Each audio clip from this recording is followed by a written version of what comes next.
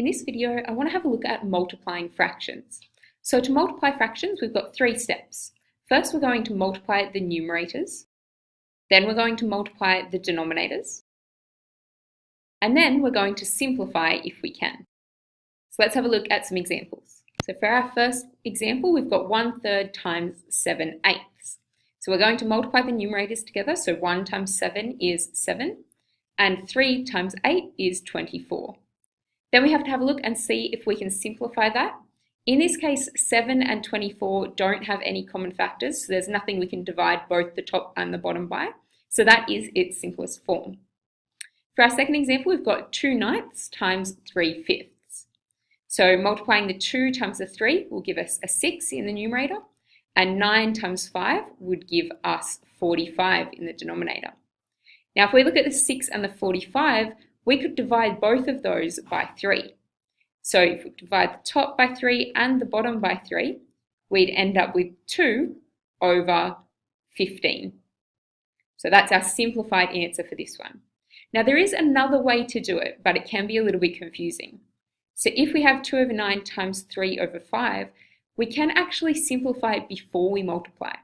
So if we can divide through anything on the top with anything on the bottom, that'll help us simplify first. So you can see that the 3 and the 9, they can both be divided by 3. So if we divide 3 by 3, we'd just be left with 1, and 9 divided by 3 would leave us with 3. So now if we look at the new problem that we've got 2 times 1, which would give us 2, and 3 times 5 would give us 15. So there are 2 different ways of answering the question, and both of them will get you the answer. It's just whichever way makes most sense to you. So you can multiply and then simplify, or you can simplify first and then multiply through. Okay, we've got 2 more examples. So this time we've got 7/10 times 5/8.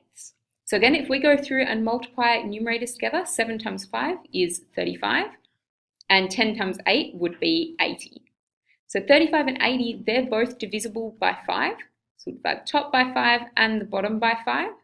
And that's going to give us 7 in the numerator. And 80 divided by 5 would give us 16. Now again, we could have simplified first. So if I rewrite the question over here, 7 over 10 times 5 over 8. If we simplify first, you can see that the 5 and the 10 can both be divided by 5. So 5 divided by 5 is 1, and 10 divided by 5 is 2.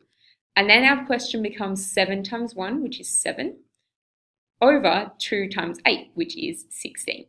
So again, both ways are equally perfectly valid. It's up to you which way you do it. Okay, our last question, we've got 5 times 2 over 13.